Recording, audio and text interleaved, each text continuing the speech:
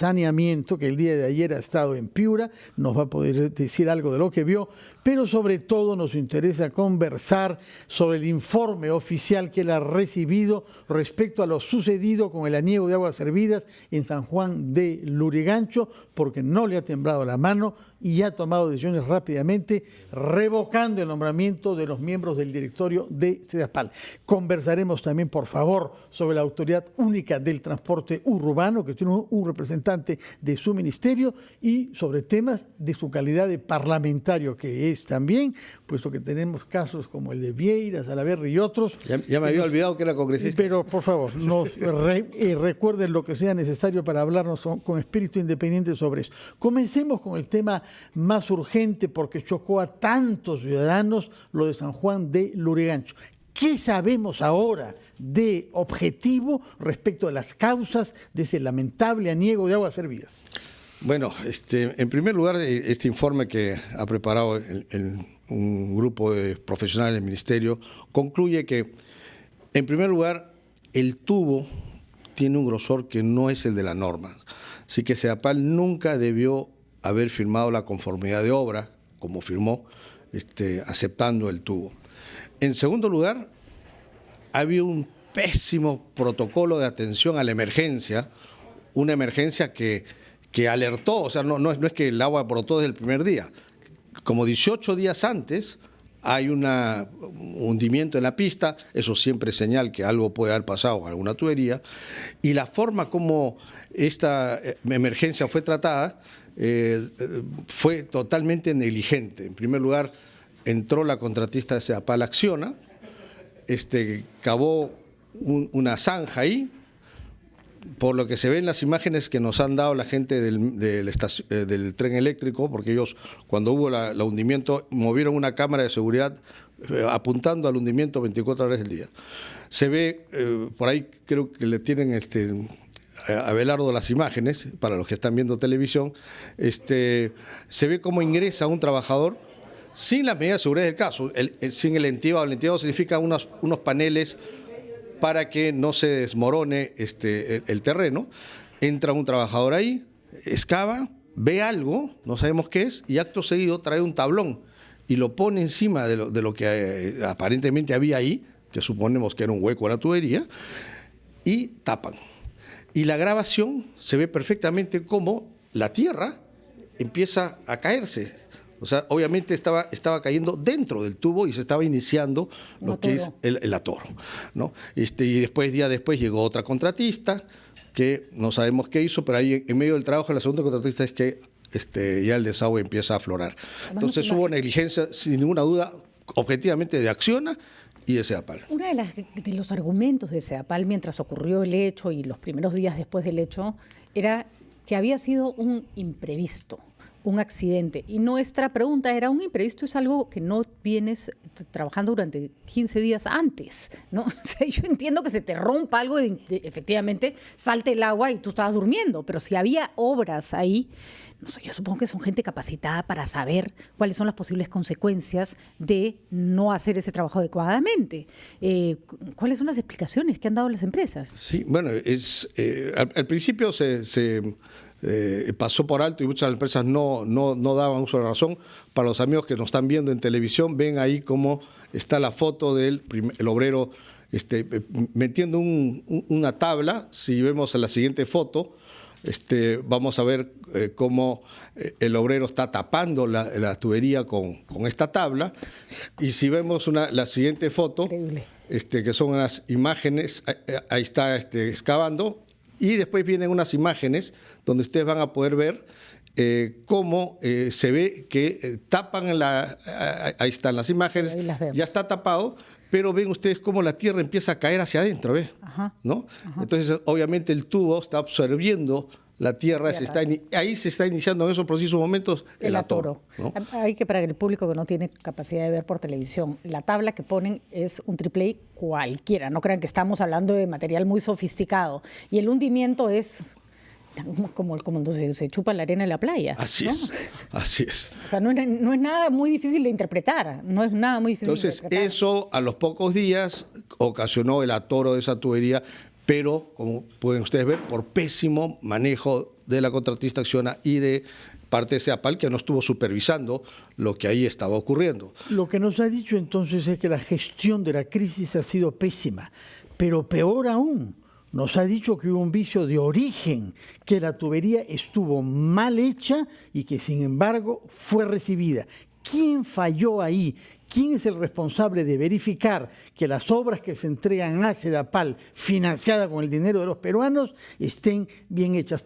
Sobre todo porque tengo entendido que había una cámara que permitía dar observación permanente de lo que pasaba ahí. Sí, Sedapal pone su visto bueno no solo en la ejecución de la obra, en el proyecto, autorizando el uso de esa tubería y firma la conformidad de obra después de que se instaló esa tubería. Y esa tubería, de acuerdo a la norma, es muy delgada. Tal es así que cuando hemos metido las cámaras que permiten entrar dentro del tubo, se ha visto que el tubo ya no es redondo, sino parece un corazón, porque ya está medio colapsado arriba, es porque no era un tubo que podía resistir en esa zona con el tránsito encima, con una estación de tren cerca, ¿no? Entonces, había una ligereza en el manejo de todo este caso, por decir una frase benévola, que exige cirugía mayor, ya basta. Ahora, yo quiero hacer una salvedad. Hay anillos que se producen a veces y no es culpa de Sedapal. De improviso. Alguien mete una bolsa de cemento al desagüe y yo he estado Es lo que se nos dijo al principio. Alguien especuló que puede ser algo así. Ahora, sí. A veces ocurre, yo he estado en la planta de tratamiento de desagües, tanto la que está en la Tahuada como la que está en la Chira, y cuando me enseñan las cosas que encuentran en los desagües, pues tú realmente ni te imaginas que cómo pudo eso entrar ahí, ¿no? Entonces, ese tipo de anillos, la Sedapal no tiene la culpa. En sí hay responsabilidad. En el nuevo directorio de Sedapal, ¿va a incluir un representante de la Municipalidad de Lima, como ha propuesto el alcalde Muñoz? Yo lo veo con buenos ojos. Que me parece lógico que la jurisdicción a la cual sirve Sedapal de manera mayoritaria tenga un asiento ahí para que se vaya enterando los planes de inversión de Sedapal o vaya orientando, trayendo los planes de desarrollo del municipio, es decirle a Sedapal, hoy el municipio va a crecer hacia acá, la ciudad, para que haga sus previsiones de obras. No lo veo mal, pero es una decisión que tiene que tomar el directorio de FONAFE, el cual yo integro. ¿Usted lo propondría? Y yo lo propondría. La idea en el nuevo directorio de Sedapal es buscar personalidades independientes, por supuesto profesionales de primer nivel, que no sean amigotes ni miembros del partido de gobierno, partido que no tenemos además. Entonces, pero gente independiente y que no tenga un presidente ejecutivo, porque Sedapal tiene ese problema que siempre no es un presidente ejecutivo.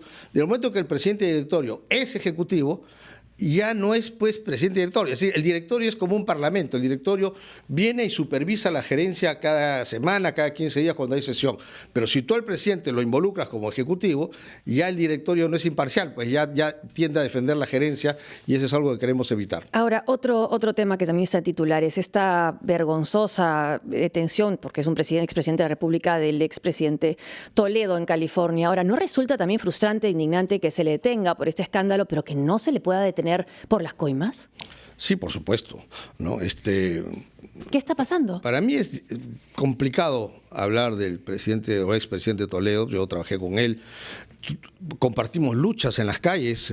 Los cuatro suyos. Una lucha en la cual él arriesgó mucho. Él era la cabeza visible y vimos que ahí había, del otro lado, el grupo de Montesinos era gente que no se detenía en nada. Así que en un momento yo tuve una gran admiración por él.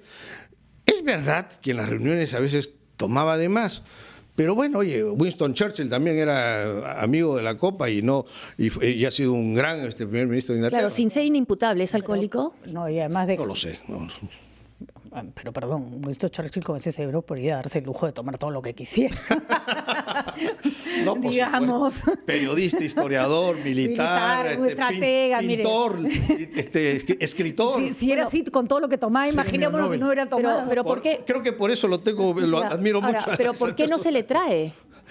Esos son los trámites, supongo, es algo que yo no manejo, no soy abogado, tengo entendido y lo que he escuchado que demoran estos trámites y en California, donde él ha establecido su residencia, son muy garantistas, entonces es un proceso que toma su tiempo, ¿no? El estudio de abogados contratado por el Estado, que se ha demorado en contratarlo, calcula entre 2 y 7 años para la extradición. Y el presidente Vizcarra ha prometido que lo haría que Toledo va a regresar antes de que él termine su gobierno. Es lo que todos quisiéramos, por supuesto. Ojalá que se ¿Cómo pasamos del deseo a la realidad? Eso es algo que el ministro y también de tener en Justicia cuenta que Churchill, con todo el cerebro que tenía, venía una familia privilegiada, ¿no? Sí, es verdad, era una persona acomodada, sí. Son las 8:16, vamos a hacer una pausa y cuando regresemos seguiremos entrevistando al ministro de Vivienda, Construcción y Saneamiento, que nos contará también lo que ha visto en Piura. Esperemos que con el mismo sentido crítico del que ha dado pruebas a propósito de Sedapal. Y una cosa cortita, hay unos comentarios de los cortes que hacemos. Fernando, tú tienes la ingrata, pesada tarea de mandar a corte. Eso no significa que corte las preguntas ni que no retomemos después los temas. Regresaremos entonces con el ministro después de un corte previsto a la hora de siempre, cada 15 minutos.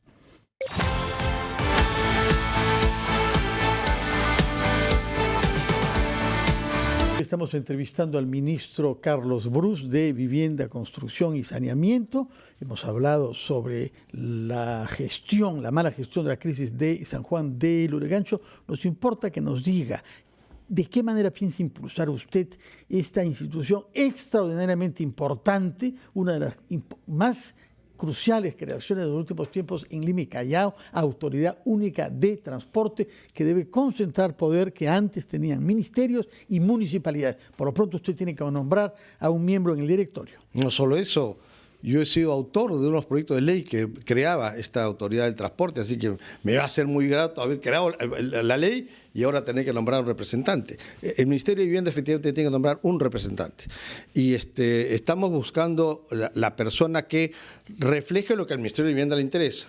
Y me parece que ahí donde entra mucho tarea es el urbanismo. Es decir, por dónde van a crecer las ciudades, cómo es que se forma todo este tejido urbano que es una ciudad. Entonces queremos buscar como perfil a un urbanista que represente al Ministerio de Vivienda en el ATU, que es creo que lo que nosotros podemos aportar para ese directorio, ¿no? Hay un tema del que conversábamos la vez pasada, ministro, en quien tiene la razón, que en ese momento se lo pregunté, pero que ha saltado el fin de semana, son los módulos temporales que se hicieron para la reconstrucción. Y salió un reportaje, no me acuerdo bien en cuál programa dominical, no sé si fue Cuarto Poder o Panorama, en el que se daba cuenta de lo que usted ya me había mencionado, que estos módulos se quedaron tirados, y que no han servido para ayudar a gente que efectivamente se quedó viviendo en la calle. ¿Qué va a pasar con eso finalmente? Estamos ahorita en un arbitraje con la empresa que hizo esos módulos. Ya no los vamos a usar porque ya estamos muy avanzados en lo que es la reconstrucción de viviendas. Yo recuerdo que usted no estaba de acuerdo cuando fue ministro la vez anterior con el hecho de que se compraran casas temporales, porque usted decía igual se gasta un montón de plata y necesitamos cosas definitivas, ¿no? Efectivamente, estos módulos instalados cuestan cerca de 15.000 soles, instalados con transporte. El módulo per se creo que cuesta 7, 8.000, pero con el transporte, mano de obra y todo, 15.000. Y las viviendas definitivas que estábamos entregando costaban 22.000. Eran definitivas, de ladrillo y cemento, ya no se te caen nunca. Y estas temporales, por más que pongas muchas, no contabiliza con viviendas reconstruidas. Entonces, cuando entré, no se había reconstruido ni una vivienda. Se había puesto un montón de módulos temporales. Entonces lo dije al ministerio, ya, paren de pensar en módulos temporales y sentémonos a pensar en vivienda definitiva. Y ahí es donde hemos variado a las viviendas que estamos haciendo. En Curamori no hay ni módulos temporales ni viviendas Curamori definitivas. Es un caso distinto. Hemos perdido mucho tiempo en identificar quién es invasor, quién es damnificado para atender solo al damnificado. Y mientras tanto, en las condiciones en las que viven, hemos acordado, oye, todos son pobres. pobrísimos, o sea, muy pobres. Entonces vamos a hacer un plan de vivienda ahí para crear una pequeña ciudad para todos. Los que hayan invadido, los que hayan sido damnificados. Al final todos necesitan así casa. Es. No vamos a volver locos diciendo servicios. quién fue damnificado, quién no. Entonces ahí sí se va a hacer es ya un programa distinto a las viviendas reconstruidas, sino va a ser toda una ciudad a la que tenemos que ponerle agua, colegios. Colegios. ¿Ha visto cómo estudian? Quizás postas de salud también. Eso ya va a tener un tratamiento especial. Y vamos a hablar, hemos tenido ya contactos con el nuevo alcalde, para agilizar lo que nos tomó mucho tiempo, que son zonificaciones y ese tipo de cosas, ¿no? Ahora, usted ha dicho que ya no quieren confrontación desde el lado del gobierno con el Congreso, pero no parece ser, es el mismo ánimo desde el lado del fujimorismo. Hemos visto ayer la agresión al fiscal José Domingo Pérez y también hemos visto que se pide una interpelación al ministro de Justicia. Sí. Bueno, yendo un poco por la agresión al fiscal Domingo Pérez, fueron simpatizantes del fujimorismo que estaban ahí. Creo que hubo un error de la seguridad del fiscal. Hacerte pasar por en medio era absolutamente impropio. No creo que haya sido una consigna de la dirigencia, dice apenas saca el fiscal, agarren la botellazo, no creo que... Pero tampoco hay condenas, por lo menos en lo que he visto en las redes, solo Lourdes Alcorte he visto que lo ha condenado. Bueno, yo no creo que haya sido así, ¿no? Pienso que no los dirigentes políticos no actuamos de esa manera. Hay que condenarlo, ¿no? Sin duda, eso de ninguna manera puede pasar y puede convertirse en una práctica política, porque ya estamos entrando a la violencia en la política, habremos confrontado mucho, pero a eso no hemos llegado. 2 días de descanso médico, el fiscal. Sí, claro. Entonces, pero por el lado del Congreso hay una mezcla de sentimientos desde mi punto de vista. O sea, la interpelación al ministro Vicente Ceballos no es un tema político. Es un tema de temor de algunos sectores de lo que la gente de Odebrecht puede decir. Entonces ahí se han mezclado sentimientos entre estrategia política y un poco los temores que cada uno puede tener. Y digo así porque no hay ninguna razón para plantear ningún tipo de sanción al ministro Ceballos por el acuerdo con Odebrecht. Él no participó en el acuerdo con Odebrecht, él no tiene dicho en ese acuerdo, él solamente se le informa, y creo que por los periódicos, de lo que es el acuerdo, porque lo ha negociado la Fiscalía, lo ha negociado, le ha pedido el visto bueno al Poder Judicial y al Procurador. Él no ha sido. Por lo tanto, no me parece que ni siquiera esté en la mente, y no lo he escuchado de ningún congresista, él pedir una censura o cosas así. Pero el gobierno, en el sentido en que habla, le explica a Josefina, no es consciente de que hoy tiene un Congreso, tiene un problema con el Congreso, porque antes era predecible. Tenías una mayoría que era una especie de tanque y 2 o 3 que le sumaban los votos que necesitaban. Hoy cualquier cosa puede pasar, porque hay muchos grupos que no saben para dónde patean, que algunos aparentemente están del lado del fujimorismo. La propia izquierda, lo señalaba algún columnista el fin de semana, estoy muy mala para las referencias del día de hoy, si ve posibilidad de estabilizar, y eso va a la izquierda de Marco Arana, por cierto, y eso va a darles réditos, se puede trepar a cualquier aventura antidemocrática. ¿Cómo se va a manejar con ánimo de conciliación un Congreso impredecible por donde se le mire? Para nadie, a nadie, y yo soy parte del Ejecutivo, a nadie le conviene un Congreso en esta crisis en la que están. En la que estamos, porque yo soy congresista. Yo espero, y sé, y he hablado con muchos otros congresistas, esperamos que se estabilice un poco la situación en el Congreso. Yo puedo entender que haya gente que discrepa con su bancada y forma otra, ok, esa es parte del...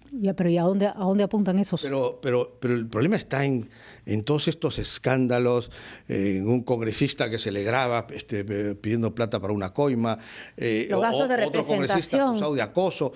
Y otros que, como dice Josefina, gastan y cobran doble. Usted no presenta informes sobre su semana de representación desde el 2018. No lo presenta. Y a mucha honra. Sí. Y me explico por qué.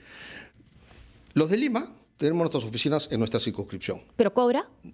Claro, cobro como congresista. ¿No cobra esos 2.800 soles? Sí, pero me explico por qué. Los de Lima no tenemos una semana en la que viajamos a nuestra localidad y recién ahí nos ponemos en contacto directo con nuestros votantes. Lo hacemos todo el mes. En segundo lugar, eso de hacer reportes no está ni en la Constitución ni en ninguna ley. ¿En el reglamento? No está en el reglamento, es una directiva. ¿Y puede ir contra la directiva un congresista? O sea, claro, la medida que la ley no me pide. ¿Por qué voy a yo decirle a mis adversarios de la mesa directiva lo que yo hago una semana al mes? ¿Y por qué cobran más por esa semana? ¿Y por qué si estoy investigando... Si los estoy investigando a ellos o al grupo al que ellos representan, ¿les tengo yo que decir lo que estoy haciendo? Lo que pasa es que creo que lo del informe tenía sentido en la medida en que no es una semana de vacaciones. No es una semana de vacaciones, ni para el que se va, ni para el que se queda. Claro. Y si usted dice que es parte del sueldo, como dice Josefina, porque si no es parte del sueldo, se está cobrando extra. Ya, pues, entonces sincérenlo y métenlo en el sueldo, ¿no? Yo creo que eso debe meterse en los gastos de representación, porque es un dinero que te dan gasto de representación.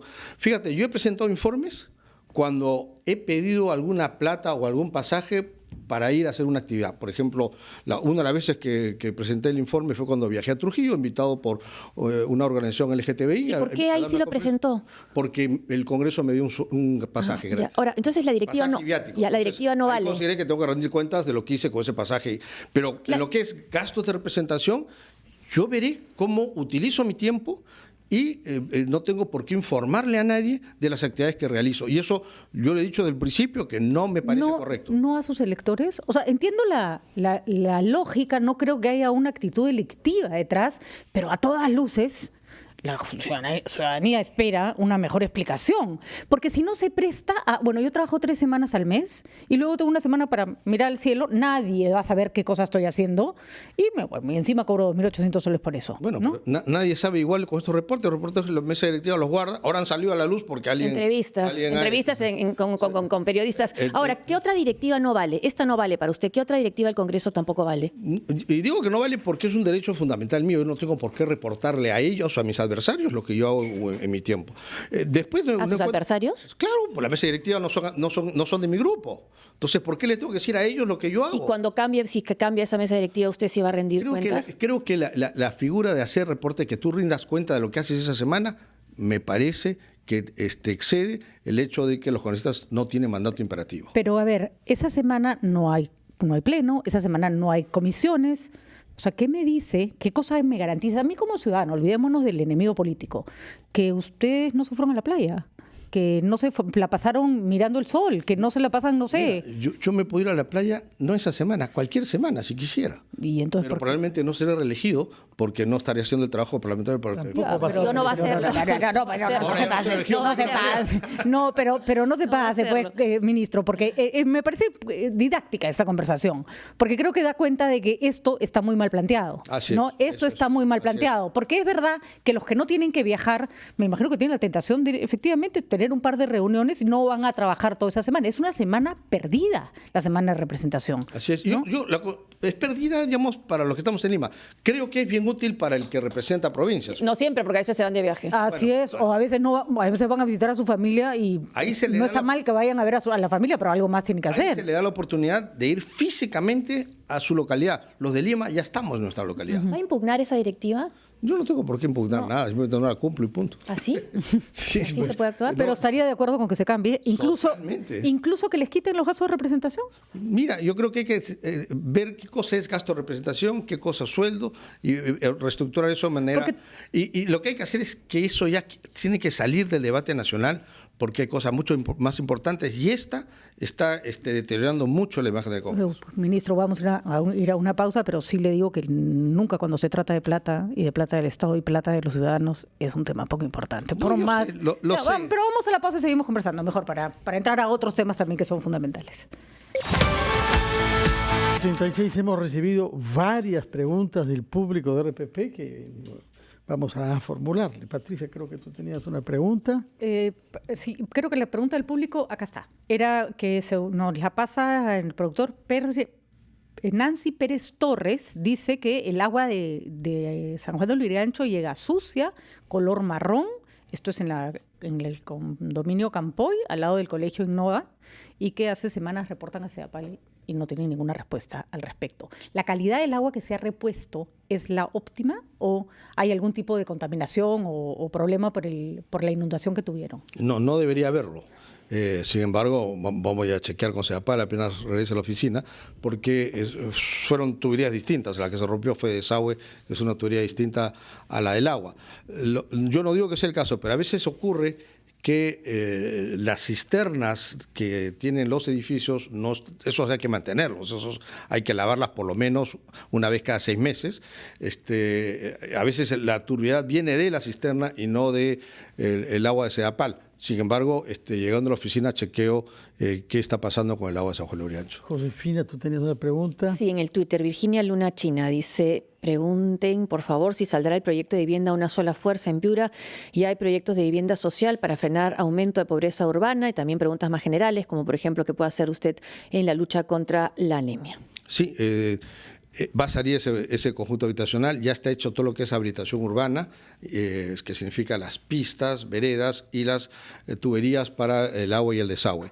La construcción de las viviendas empieza estas próximas semanas, esto lo está haciendo el Ejército, y la construcción es muy fácil. En 60, 90 días esas casas ya están hechas. 90 días. Sí. Ahora, hay, según la Contraloría, 191 obras paralizadas, muchas deben ser de su sector, por cierto, sí, por más de 4.000 millones de soles. O sea, nos quejamos del monto de Odebrecht y ahí estamos perdiendo un montón de plata por nuestra propia mano. Se ha presentado un proyecto de ley para que las obras se culminen por parte del Estado y, bueno, suponemos que después se cobren lo que se tengan que cobrar. ¿Qué opina Vivienda al respecto? Muy buena ley. Eso que ha presentado el Contralor Nelson Schack me parece extraordinario. Lo que pasa es que cuando una obra se paraliza por algún arbitraje, se paraliza, tú no puedes entrar como el Estado, porque como el juez todavía no ha determinado de quién es el responsable, y si tú te metes, te acusan de haber obstruido con la justicia y todo lo demás. Entonces, por eso estamos llenos de elefantes blancos y sin terminar. El elefante, le falta la trompa nomás para acabarlo, porque bueno, por lo menos que sea un elefante ya terminado.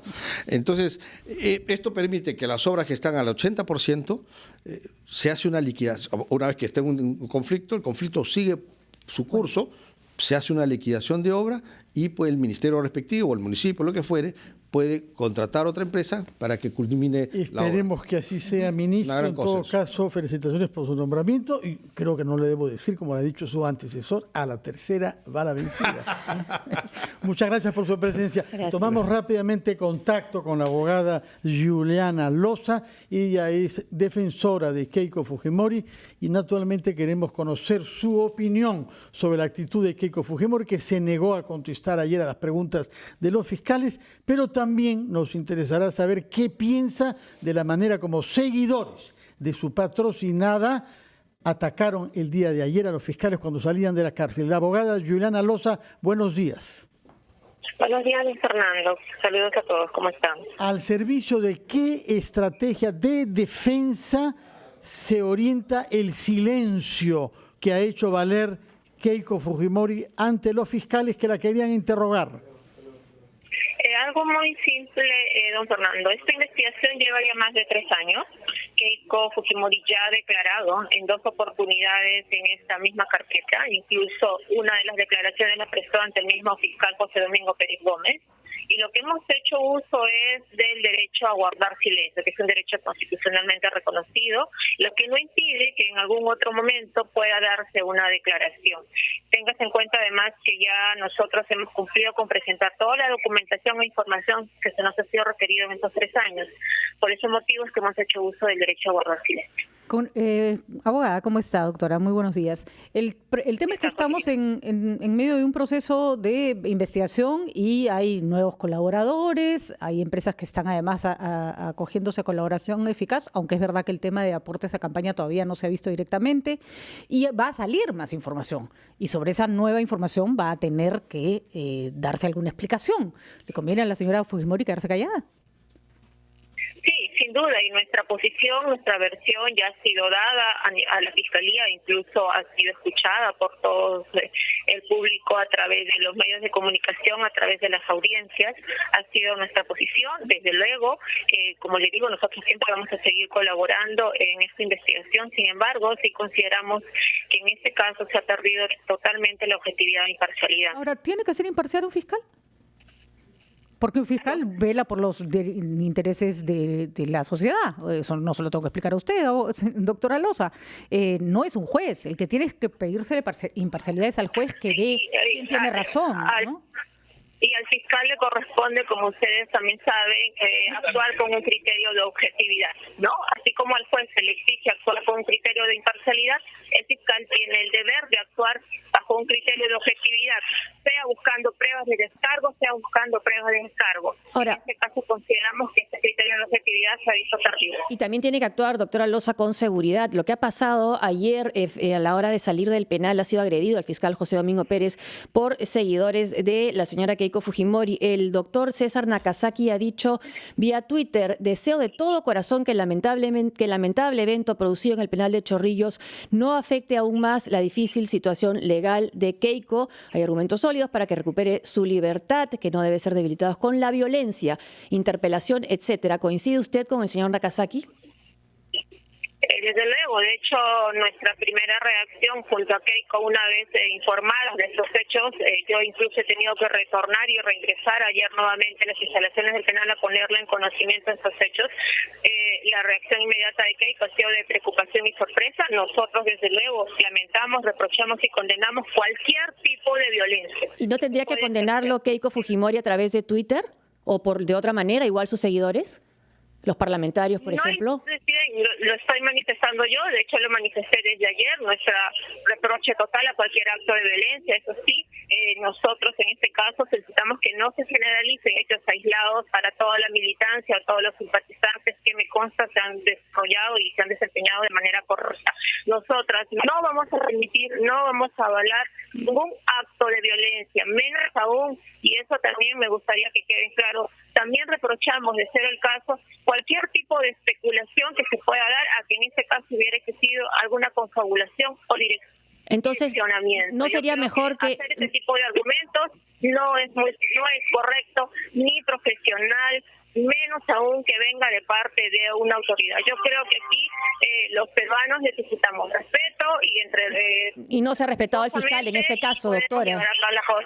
Por eso nosotros estamos lamentando y reprochamos absolutamente cualquier acto de violencia. Ya, cuando usted dice nosotras, incluye a Keiko Fujimori, pero así como la señora Fujimori ha emitido sus tweets explicando por qué va a guardar silencio, ¿no sería necesario, no le recomendaría a usted que también se pronuncie sobre esta agresión y la condene?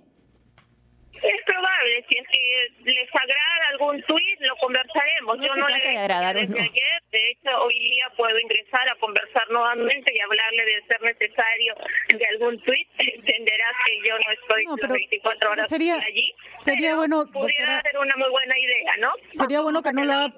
Sin embargo, ya se lo estoy manifestando desde ayer. A los medios de comunicación que me han preguntado. Pero sería bueno que no lo haga para agradar, sino porque realmente lo siente y lo piensa. Pero vamos. Nosotras hemos, desde un inicio, e incluso yo he regresado y ingresado nuevamente al penal para ponerlo en conocimiento. Para deslindar, esas personas estaban afuera apoyando a la señora Fujimori. Entonces da la impresión que cuando la apoyan.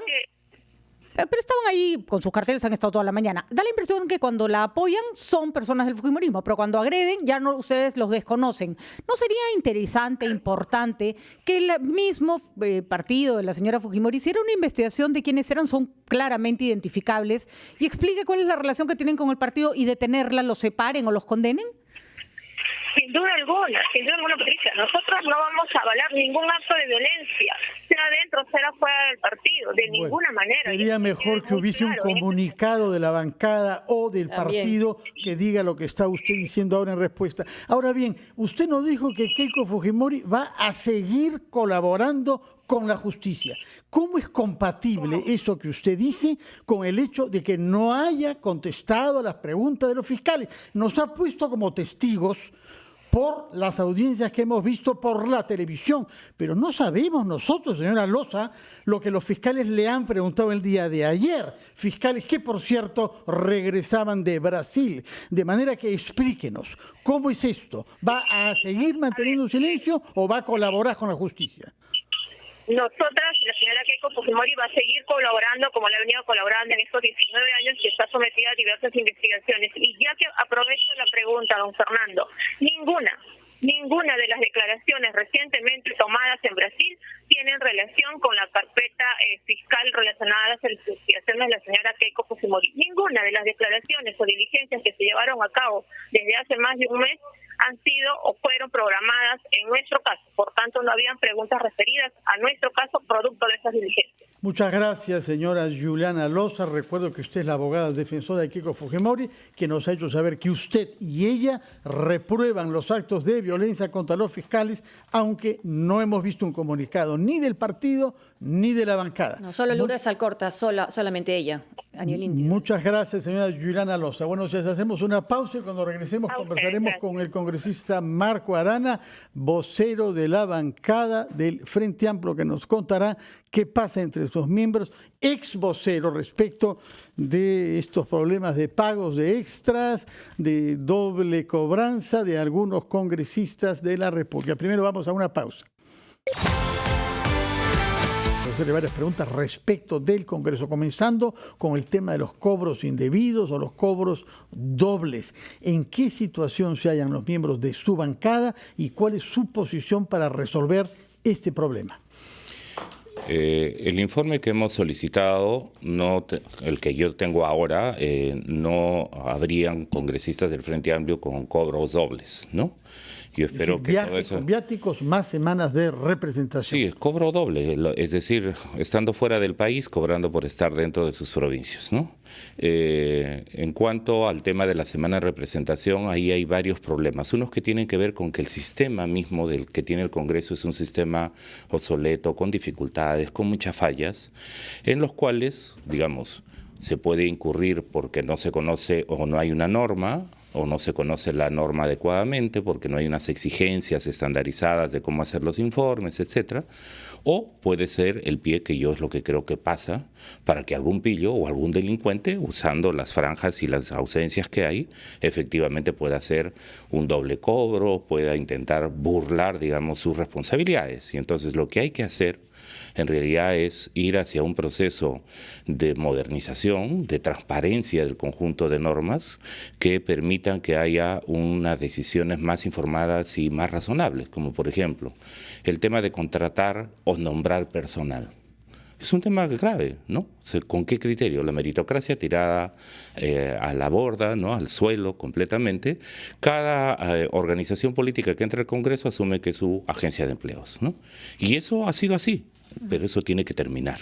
¿Pero usted ¿no? considera que se puede ignorar una directiva, como ha dicho el ahora ministro de Vivienda, Carlos Brus, sobre la rendición del informe en el que se mencionan las actividades realizadas en la semana de representación? No, yo lo que creo que hay que hacer es mejorar el mecanismo de rendición de cuentas. ¿Pero usted ignora esa directiva, por ejemplo, y no presenta sus actividades? O sea, no, es por el contrario. ¿Es obligatorio cumplir esa directiva? Es obligatorio, o sea, no hay, digamos, si el mes anterior no lo rendí, no me va a llegar una indicación que me diga, oiga, usted no rindió y por tanto la siguiente semana de representación usted no la puede hacer o está impedido de hacerla o no le doy la plata. O no hay un dinero si no la ha rendido. No hay, por ejemplo, una norma de ese tipo. Por eso digo que hay vacíos legales. Permiten que se ignore esta directiva en algunos casos. Usted, por ejemplo, sí ha presentado, ¿no? Pero por ejemplo, incluso estando en Cajamarca, ¿se puede poner como una actividad de la semana de representación una entrevista, en este caso acá, a RPP?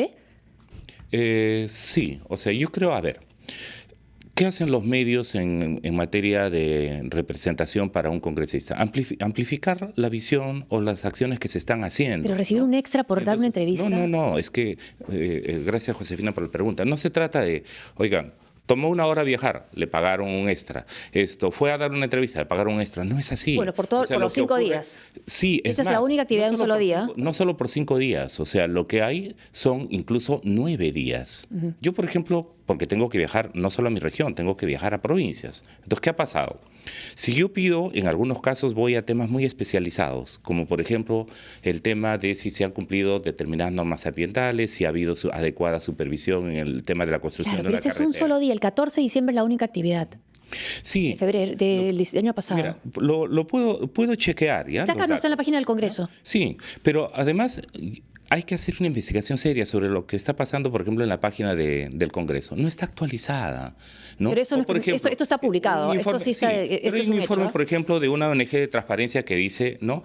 Marco Arana solo cumplió con asistir al 56 o 53% de sus provincias. Falso. Pero eso declarado por usted mismo, la única entrevista en un solo día. Podemos entrar a mirar cada actividad y cada semana. En todo caso, pero, por parece ejemplo, que es bastante deficiente la explicación. Pongamos un ejemplo. Si usted da una entrevista en la que ha explicado una actividad que ha hecho todo el día, la entrevista puede servir como una forma de sustentar que realizó una actividad representativa. Vengo de una actividad. Pero para eso hay que Porque hay que desarrollar un poco más, porque si el señor Mulder dice, por poner un ejemplo, puede ser cualquiera, que dio una entrevista y en la entrevista se la pasó defendiendo a Alan García, perdón, pero esa no es una entrevista que cumpla con la labor de representación de un congresista. Se pueden mejorar los mecanismos de rendición de cuentas. Si yo vengo de una semana, yo los invitaría a algunos de ustedes, o hay periodistas que están metidos en el tema, llego a una comunidad después de caminar 4 o 5 horas, y claro, llego al día siguiente, doy un informe sobre el tema en medios.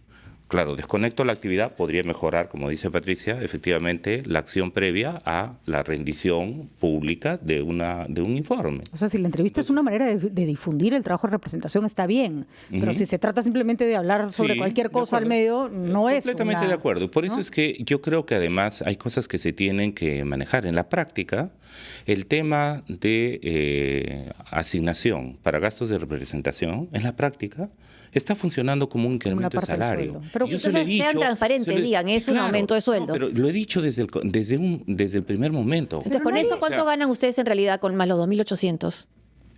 Bueno, está la asignación con descuentos que hay, por ejemplo, en mi caso. De los 15.000 soles, cerca de 11.000 son los que quedan pendientes como ingreso. En mi caso, 10% por planilla a mi partido. Bueno, pero eso es una decisión partidaria, ¿no? Por eso. No, pero es que lo que se está pensando es que hay un montón de dinero y uno dice, bueno, hay descuentos. En el caso de los 2.800 no están afectos a son netos, ¿no? Lo que reciben, ¿no? Entonces, el Congreso claramente dice, miren, es una asignación salarial que se puede disponer para toda actividad que hace el congresista y no hay un encubrimiento, digamos, ¿no?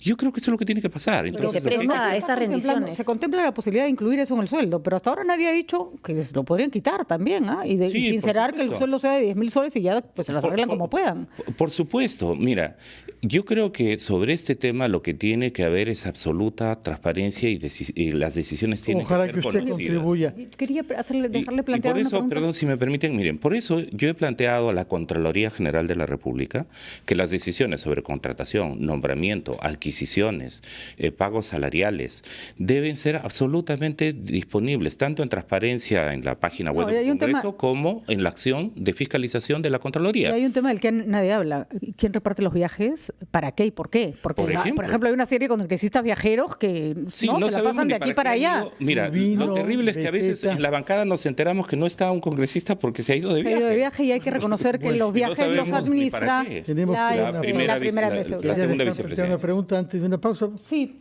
porque yo después tengo que salir y me gustaría dejarla planteada.